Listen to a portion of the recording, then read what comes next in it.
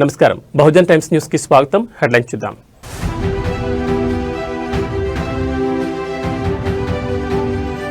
నేడు మంత్రులతో సీఎం రేవంత్ కీలక సమావేశం. పంచాయతీ ఫలితాలపై నియోజకవర్గాల వారీగా సమీక్ష.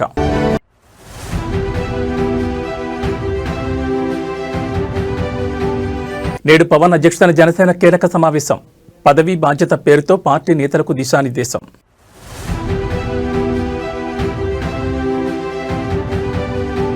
ఫోన్ ట్యాపింగ్ కేసులో కీలక పరిణామం. మాజీ సీఎస్, మాజీ ఇంటెలిజెన్స్ చీఫ్లకు సిట్ నోటీసులు.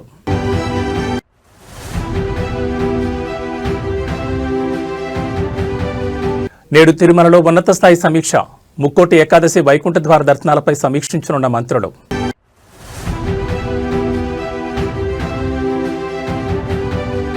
ఎయిర్ ఇండియా విమానంలో సాంకేతిక సమస్య. టేకాఫ్ అయిన కొద్దిసేపటికే ఢిల్లీలో ల్యాండ్. ఇక డీటెయిల్స్ చూస్తే సీఎం రేవంత్ రెడ్డి మంత్రులతో ఇవాళ సమావేశం నిర్వహించనున్నారు. ఇంటిగ్రేటెడ్ పోలీస్ కమాండ్ కంట్రోల్ సెంటర్లో ఈ కీలక భేటీ జరగనుంది. పంచాయతీ ఎన్నికల ఫలితాలు, కాంగ్రెస్ బలపరిచిన అభ్యర్థులు గెలుచుకున్న స్థానాలపై చర్చ జరగనుంది. సర్పంచ్ ఎన్నికల ఫలితాలపై విశ్లేషించనున్నారు. మంత్రుల నియోజకవర్గాలు, వారి ఇన్ఛార్జీలుగా ఉన్న జిల్లాల్లో కాంగ్రెస్ సర్పంచ్ ఎన్నికల ఫలితాలను విశ్లేషించనున్నారు. ఆయా గ్రామాలు, మండలాలు, నియోజకవర్గాల వారి ఫలితాలు, గణాంకాలతో సహా చర్చించనున్నారు. ఇతర పార్టీలు బలపరిచిన అభ్యర్థుల ఫలితాలపై విశ్లేషణ ఉండే అవకాశం ఉంది. పంచాయతీ ఎన్నికల ఫలితాలు జోష్లో ఉన్న కాంగ్రెస్ పార్టీ ఎంపీటీసీ, జడ్పీటీసీ ఎన్నికలకు వెళ్లాలని భావిస్తున్నట్టు తెలుస్తోంది. సొసైటీ ఎన్నికలను సైతం నిర్వహించాలని భావించడంతో తాజాగా సొసైటీల ప్రస్తుత పాలక వర్గాలను రద్దు చేసి జిల్లాల కలెక్టర్లను ప్రత్యేక అధికారులుగా నియమించారు. ఈ భేటీ ఎజెండాలో ఇటీవల ప్రభుత్వం ప్రతిష్టాత్మకంగా నిర్వహించిన గ్లోబల్ సమిట్ అంశం సైతం ఉండనుందని తెలుస్తోంది. ఐఏఎస్, ఐపీఎస్ అధికారుల బదిలీలకు ప్రభుత్వం మళ్లీ రంగం సిద్ధం చేసిందని భావిస్తున్న తరుణంలో పనితీరు బదిలీలుంటాయని, దీనిపై నిర్ణయం తీసుకుంటారని తెలుస్తోంది. రాష్ట్ర స్థాయి నుంచి జిల్లా స్థాయి వరకు బదిలీల జాబితాలు చేర్చనున్నట్లు సమాచారం. మంత్రుల పనితీరుపై సీఎం రేవంత్ రెడ్డి అధిష్టానానికి నివేదిక సమర్పించిన నేపథ్యంలో ఆ నివేదిక కాపీలను ఒక్కో మంత్రికి విడిగా ఇచ్చే అవకాశం ఉంది. కొందరు మంత్రులు తమ పరిధిలోని శాఖల్లో ఆశించిన స్థాయిలో పనిచేయడం లేదని విమర్శలతో పాటు మరికొందరు జిల్లాలో గ్రూప్ తగాదాలను ఎంకరేజ్ చేస్తున్నట్లు ఆరోపణలున్నాయి. ఈ మీటింగ్లో సీఎం రేవంత్ రెడ్డి కొందరు మంత్రులను సున్నితంగా హెచ్చరించే అవకాశం ఉందని సమాచారం.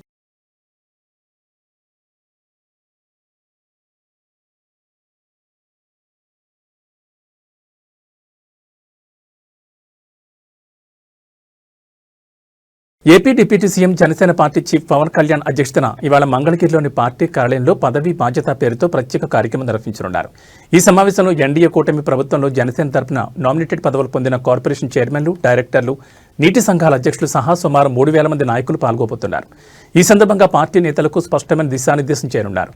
పారదర్శక పాలన, అవినీతి రహితంగా ప్రజల సేవ చేయాలని సూచించనున్నారు.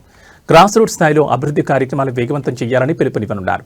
పార్టీ బాధ్యతలు, కోడ్ ఆఫ్ కండక్ట్ పై మార్గదర్శకాలు జారీ చేయనున్నారు. ఈ కార్యక్రమం జనసేన పార్టీలో రాజకీయ జవాబుదారీతనాన్ని పెంపొందించడం, ప్రజల ఆకాంక్షలకు అనుగుణంగా పనిచేయడం లక్ష్యంగా జరుగుతోంది. జనసేన పార్టీ వర్గాలు వెల్లడించాయి.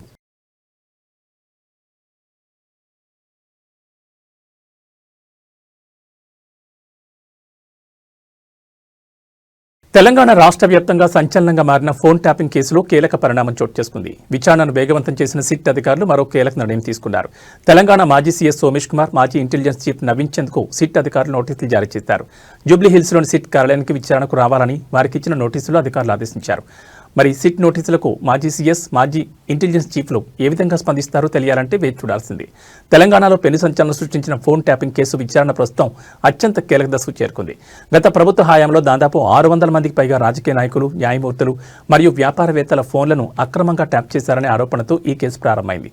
ఈ కేసులో ప్రధాన నిందితుడిగా ఉన్న మాజీ intelligence chief T Prabhakar Rao సుదీర్ఘకాలం అమెరికాలో ఉండి సుప్రీంకోర్టు ఆదేశాల మేరకు డిసెంబర్ 2025లో భారత్కు తిరిగి వచ్చి పోలీసుల ముందు లొంగిపోయారు. ప్రస్తుతం ఆయనను Hyderabad police commissioner VC Sajjanar నేతృత్వంలోని 9 మంది సభ్యుల ప్రత్యేక విచారణ బృందం సుదీర్ఘంగా విచారిస్తోంది.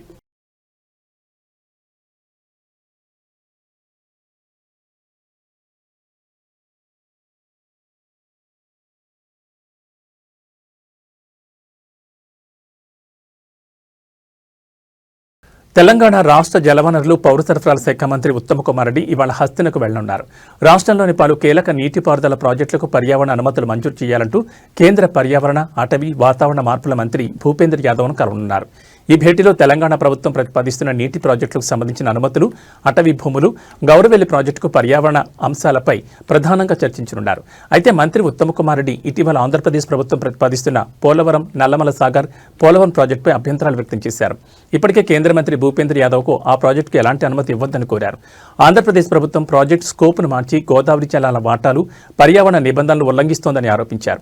అదేవిధంగా తెలంగాణకు చెందిన ప్రాజెక్టులకు త్వరితగతిన క్లియరెన్స్లు ఇవ్వాలని మంత్రి కోరనున్నారు. అదేవిధంగా మంత్రి ఉత్తమ్ రేపు కేంద్ర వినియోగదారుల వ్యవహారాలు, ఆహారం, ప్రజా పంపిణీ మంత్రి ప్రహ్లాద్ జోషిని కలవనున్నారు.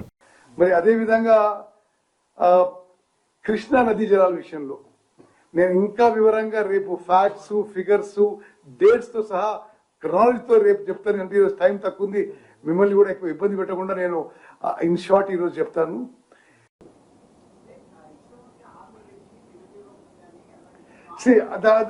దాని విషయం వద్దు, ఆ విషయం వద్దు, ఓన్లీ ఇరిగేషన్. నేను ఇరిగేషన్ మినిస్టర్. ఓకే.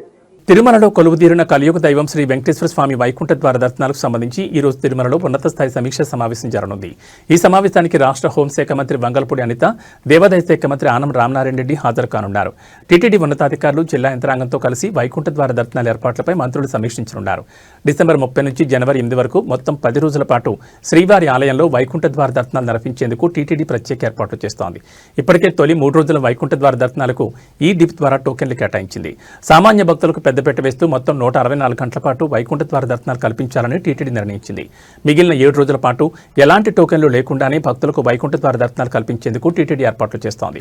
ఈ నేపథ్యంలో తిరుమలకు భారీగా తరలివచ్చే భక్తులకు వసతి, అన్నప్రసాద వితరణ, త్రాగునీరు, పారిశుద్ధ్యం వంటి సదుపాయాలపై ప్రత్యేక దృష్టి సారించింది.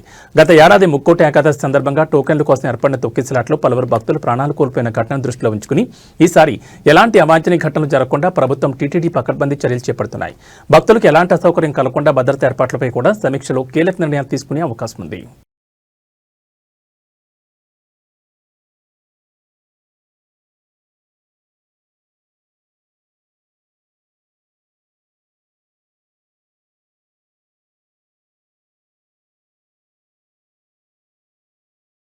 హనుమకొండలో ఉద్రిక్త చోటు చేసుకుంది. చదువు చెప్పాల్సిన గురువులు లేక భవిష్యత్ అంధకారం అవుతుందన్న భయంతో విద్యార్థులు రోడ్డెక్కారు. హనుమకొండలోని పెద్దమ్మగొండ వద్ద Telangana tribal welfare junior college విద్యార్థులు భారీ ఆందోళన దిగారు. ఏడాది కాలంగా క్లాసులు జరగడం లేదని, లెక్చరర్లు లేక తాము తీవ్రంగా నష్టపోతున్నామని విద్యార్థులు ఆవేదన వ్యక్తం చేస్తున్నారు. పెద్దమ్మగడ్డ వద్ద రోడ్డుపై బైఠాయించి నిరసన తెలపడంతో వాహనాల రాకపోకలు పూర్తిగా నిలిచిపోయాయి. అధికారులు స్పందించి ఫ్యాకల్టీని నియమించే వరకు కదిలే తెలియదని విద్యార్థులు భీష్మించి కూర్చున్నారు.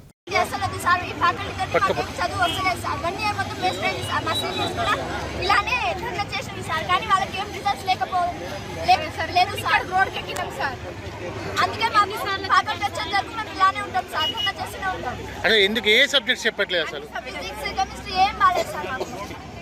మా తల్లిదండ్రులు మా మీద హోప్స్ ఎన్నో పెట్టుకున్నారు సార్, మేము డాక్టర్ అవుతాం, ఐఐటీ తెచ్చుకుంటామని. వాళ్ళ హోప్స్ అన్ని సర్వనాశనం అయ్యేటట్టుంది సార్. మేము ఇక్కడ ఉంటే మాకు ఫ్యాకల్టీ కావాలి. అది ఎన్ని రోజుల నుండి ఇష్యూ నడుస్తుంది? స్టార్టింగ్ నుంచి చెప్తూనే ఉన్నాం సార్, కానీ ఇప్పటి వరకు రిజల్ట్స్ రాలేదు సార్. కాబట్టి మేము ఎవరైనా అధికారులకు చెప్పారా మీరు? చెప్పాను సార్, ఆర్సీఓ సార్ చెప్పకుంటే మేడం వాళ్ళు ఫ్యాకల్టీ గురించి ఏం చెప్పకుండా చిన్న ఫామ్లు అడిగితే కూడా చెప్పారు సార్. మాకు మ్యాథ్స్ ఏం కాదు, ఫిజిక్స్, కెమిస్ట్రీ ఏం రాస్తారు, ఇంక్లూడింగ్ లాంగ్వేజెస్ కూడా మాకేం రాదు సార్. అసలు ఎన్ని రోజుల నుండి ప్రాబ్లం ఉంటుంది? 1 ఇయర్ నుంచి సార్. 1 ఇయర్ నుంచి చెప్తూనే ఉన్నాం ప్రిన్సిపల్కి, ఆయన చెప్పలే, ఆయన తెలియలే. మొన్న మేము సజెషన్స్ రాసినాం సార్, ఆ సజెషన్స్ మేడంకి ఇస్తే ఈ రోజు వరకు పేపర్లే విప్పలేదు సార్. మీ పేరు? మీ పేరు? అక్షిత. వీకెండ్ అనగా ఈ రోజు అన్ని చెప్పేస్తున్నాం. మాకు మొత్తం దిశ పీవైకి ఉన్నాయి, ఆ దిశ పీవైకి ఆన్సర్స్ మొత్తం బట్టి పట్టేస్తున్నాం. అందులో రేపు వచ్చే వీకెండ్ లో మొత్తం అవే పెట్టేస్తున్నాం సార్. ఆన్సర్స్ మాకు ఓన్గా చేయడం టాలెంట్ లేదు సార్. ఒక్క ఫామ్ అడిగితే ఒక్కరు కూడా రావు. పోయినసారి ఫ్యాకల్టీ చేంజ్ అయినప్పటి నుంచి 5 ఐఐటి సీట్స్ వచ్చినాయి సార్. ఐఐటి అయితే అంటే మాకు చిన్న ఫామ్ అడిగితే కూడా రాదు సార్. మీరు మేడం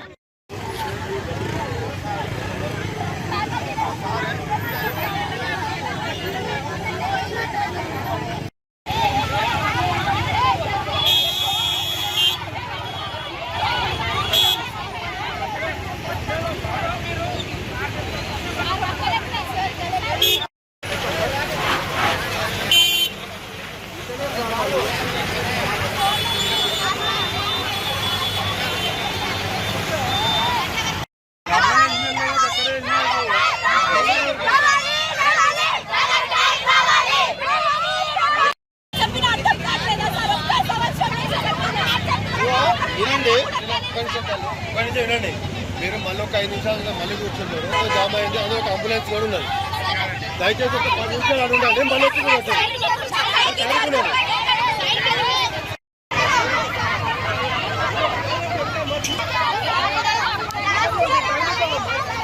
ఏలూరు జిల్లాలోని అగిరిపల్లి మండలం పోతవరపాడులో గుట్టుచప్పుడు కాకుండా సాగుతున్న భారీ పేకాట స్థావరంపై పోలీసులు ఆదివారం రాత్రి మెరుపుదాడి నిర్వహించారు. Mango Bay cultural and recreation society పేరుతో నిర్వహిస్తున్న ఈ క్లబ్లో జరుగుతున్న అక్రమ కార్యకలాపాలను రట్టు చేస్తూ పోలీసులు భారీ స్థాయిలో రికవరీ చేపట్టారు. ఈ కేసులో విచారణ వేగవంతం కావడంతో నిందితులను ఏలూరు కోర్టులో హాజరుపరచనున్నారు. మ్యాంగో బే క్లబ్ నిర్వాహకులు ఆంధ్రప్రదేశ్ హైకోర్టు ఇచ్చిన కొన్ని పాత ఉత్తర్వులను అడ్డుపెట్టుకుని పేకాట స్థావరం నడుపుతున్నట్లు తెలుస్తోంది. తాము నిర్వహిస్తోంది కేవలం రిక్రియేషన్ క్లబ్ మాత్రమేనని వారు బుకాయిస్తున్నారు. క్లబ్ బయట హైకోర్టు ఆర్డర్ కాపీలతో కూడిన ఫ్లెక్సీలను కూడా ఏర్పాటు చేసి పోలీసులు కళ్లు కప్పే ప్రయత్నం చేశారు. అయితే రిక్రియేషన్ పేరుతో ఇక్కడ లక్షల రూపాయల చేతులు మారుతున్నట్లు పక్కా సమాచారం అందడంతో పోలీసులు రంగంలో దిగారు. ఆదివారం జరిగిన సోదాల్లో పోలీసులు విస్తుపోయే నిజాలను వెలుగులోకి తెచ్చారు. సుమారు 32 లక్షల నగదును స్వాధీనం చేసుకున్నారు. క్లబ్లో పేకాట ఆడుతున్న 281 మందిని పోలీసులు అదుపులోకి తీసుకున్నారు. నిందితులకు చెందిన 130 కార్లు, 40కి పైగా బైకులను పోలీసులు సీజ్ చేశారు. ఈ క్లబ్ను కాట్రగడ్డ అశోక్, చేవూరు లక్ష్మణ్, అప్పారావు నడిపిస్తున్నట్లు పోలీసులు గుర్తించారు. మొత్తం క్లబ్ను 5 జోన్లుగా విభజించి దందా కొనసాగిస్తున్నట్లు అనుమానిస్తున్నారు. రోజుకు దాదాపు 20 లక్షల వరకు కలెక్షన్లు వస్తున్నట్లు పోలీసులు తమ విచారణలో గుర్తించారు. 10,000, 20,000, 30,000 రూపాయల ఎంట్రీ ఫీజులతో ఫుల్ గేమ్స్ నిర్వహించేవారని పోలీసులు చెబుతున్నారు. తెలంగాణ నుంచి కూడా భారీ సంఖ్యలో పేకాట ఆడేవారు కార్లు ఇక్కడికి వస్తున్నట్లు సమాచారం. పేకాటలో డబ్బులు పోగొట్టుకున్న వారికి నిర్వాహకులు అక్కడికక్కడ అప్పులు కూడా ఇస్తున్నట్లు పోలీసుల విచారణలో వెల్లడైంది. గత 3 నెలలుగా ఈ క్లబ్ ఎటువంటి ఆటంకం లేకుండా సాగుతోంది. ప్రధాన నిందితులు కాట్రగడ్డ అశోక్, లక్ష్మణ్, అప్పారావులపై కేసులు నమోదు చేసిన పోలీసులు నేడు వారిని కోర్టులో ప్రవేశపెడుతున్నారు.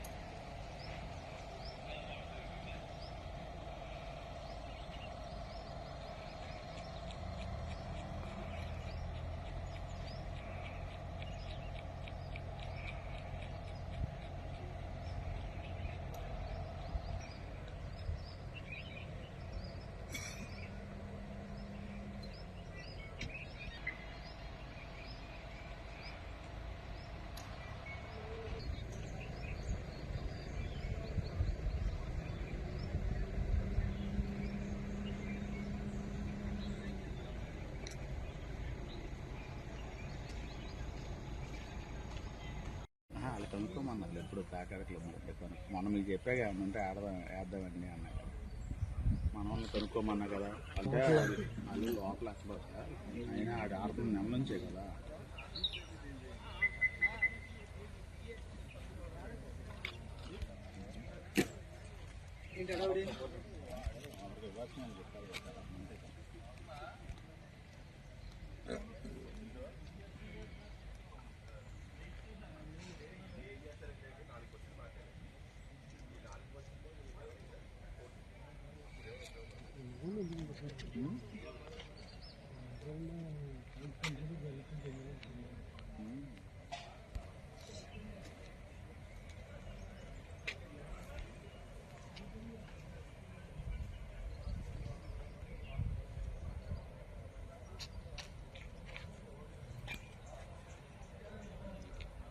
మనోడే ఫుల్గా వేసుకోవడానికి మాట్లాడండి.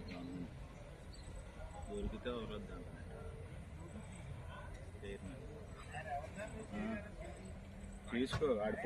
రోడ్డు ప్రమాదాలు రోజు రోజుకు పెరిగిపోతూనే ఉన్నాయి. అధిక వేగం, నిర్లక్ష్యమైన డ్రైవింగ్ కారణంగా రోడ్డు ప్రమాదాలు జరిగి అనేక మంది ప్రాణాలు కోల్పోతున్నారు. ఇంటి నుంచి బయటకు వెళ్లిన వారు తిరిగి వచ్చే వరకు నమ్మకం లేకుండా పోతున్న పరిస్థితి. అసలు ప్రమాదం ఎక్కడి నుంచి వస్తుందో తెలియడం లేదు. పెద్ద ప్రమాదాలు జరిగి ప్రాణాలతో బయటపడి మృత్యుంజయులుగా ఉన్నవారు ఎందరో ఉండగా చిన్న ప్రమాదాలకు ప్రాణాలు కోల్పోయిన వారు ఉన్నారు. రోడ్డు ప్రమాదాల నివారణకు ప్రభుత్వం చర్యలు చేపట్టినా కూడా ఎక్కడో ఒక చోట ప్రమాదాలు జరిగి అనేక మంది మరణిస్తున్నారు. తాజాగా తెలంగాణ జిల్లా మంచిర్యాలలో జరిగిన రోడ్డు ప్రమాదం తీవ్ర విషాదాన్ని నింపింది. జిల్లాలోని ఇందారం క్రాస్ రోడ్ వద్ద ఈ రోజు ఘోర రోడ్డు ప్రమాదం జరిగింది. ఆగి ఉన్న బొలేరోను వేగంగా దూసుకొచ్చిన లారీ బలంగా ఢీకొట్టింది. ఈ ప్రమాదంలో ముగ్గురు అక్కడికక్కడే మృతి చెందారు. వరి నాట్లు వేసేందుకు మహారాష్ట్ర నుంచి కరీంనగర్ జిల్లాకు 23 మంది కూలీలు బొలేరోలు వెళ్తున్నారు. ఈ క్రమంలో ఇందారం క్రాస్ వద్ద బొలేరో వాహనం కొద్దిసేపు ఆగింది. ఇంతలో అనుకోని ప్రమాదం వారిని వెంటాడింది. ఓ లారీ అతివేగంగా దూసుకొచ్చి బొలేరోని ఢీకొట్టింది. దీంతో ముగ్గురు ప్రాణాలు కోల్పోగా పలువురు తీవ్రంగా గాయపడ్డారు. సమాచారం అందిన వెంటనే పోలీసులు అక్కడికి చేరుకుని క్షతగాత్రులను జిల్లా ఆసుపత్రికి తరలించారు. మృతి చెందిన వారిని పోస్టుమార్టం నిమిత్తం ప్రభుత్వ ఆసుపత్రికి తరలించారు.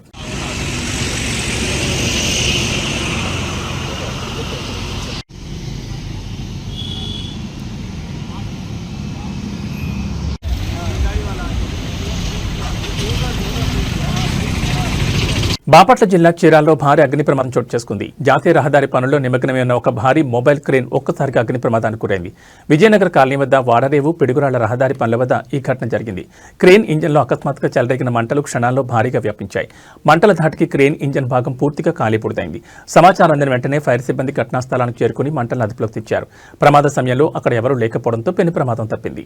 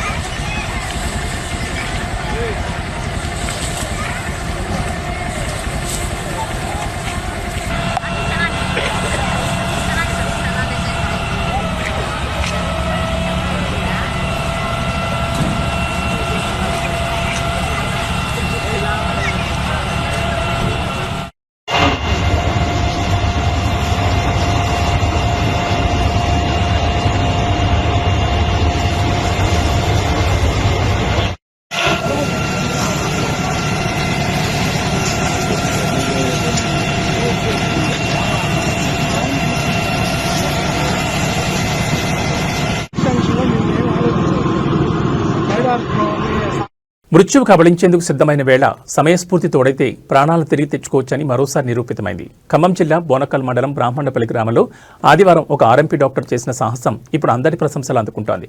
పడక లక్ష్మయ్య అనే వృద్ధుడు ఆదివారం తన పనుల్లో ఉండగా ఒక్కసారిగా గుండెపోటుకు గురయ్యారు. శ్వాస తీసుకోవడం ఇబ్బందిగా మారి కళ్ల ముందే కుప్పకూలిపోయారు. ఏం చేయాలో పాలుపోక ఉన్న వారు ఆందోళన చెందుతున్న తరుణంలో స్థానిక ఆర్ఎంపీ డాక్టర్ గోపాలకృష్ణ అక్కడికి చేరుకున్నారు. పరిస్థితిని గమనించిన గోపాలకృష్ణ క్షణం కూడా ఆలస్యం చేయకుండా లక్ష్మయ్యకు సిపిఆర్ చేయడం ప్రారంభించారు.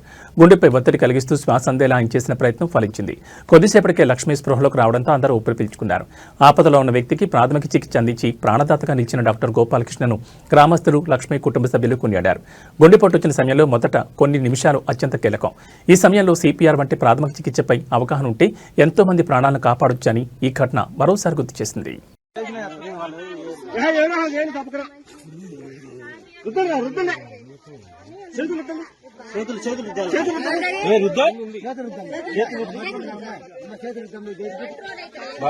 హార్ట్ అటాక్ లక్షణం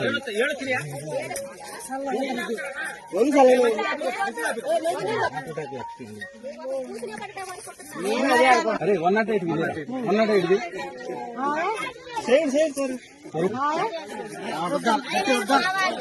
ఓకే ఓకే ఓకే మంచి మంచి పట్టుకో కాలు లేపు కాలు లేపు లేపే లేపే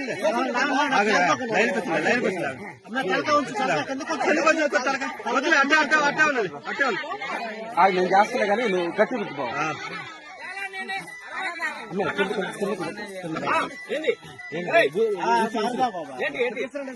ఏమైంది వచ్చిందా వచ్చిందా వచ్చింది ఏం కాదు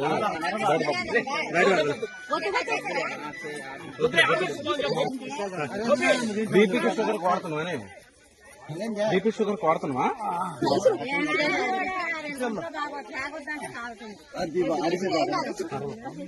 అమ్మమ్మేది సిపిఆర్ అయిపోయింది నాకు సిపిఆర్ చేస్తే ఆగో 2 నిమిషాలు వద్దండి బయటపడ్డాడే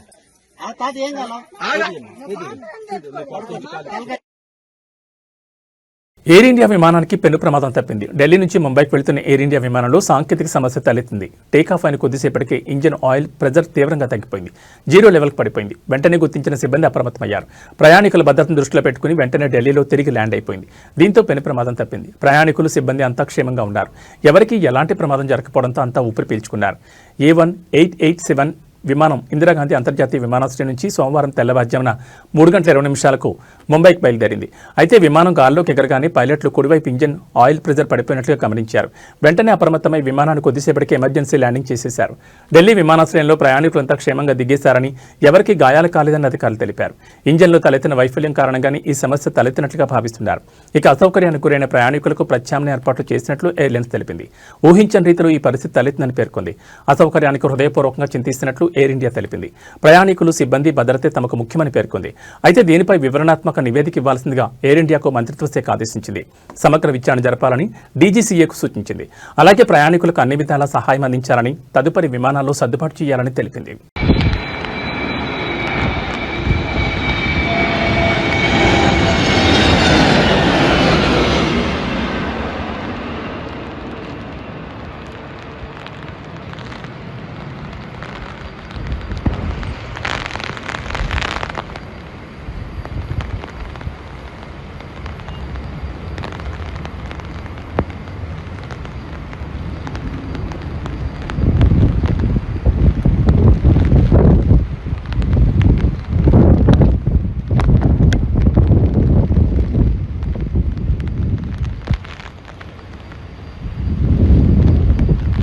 ఇవి ఈ బులెటిన్ విశేషాలు. మరో బులెటిన్లో మళ్ళీ కలుసుకుందాం. నమస్కారం.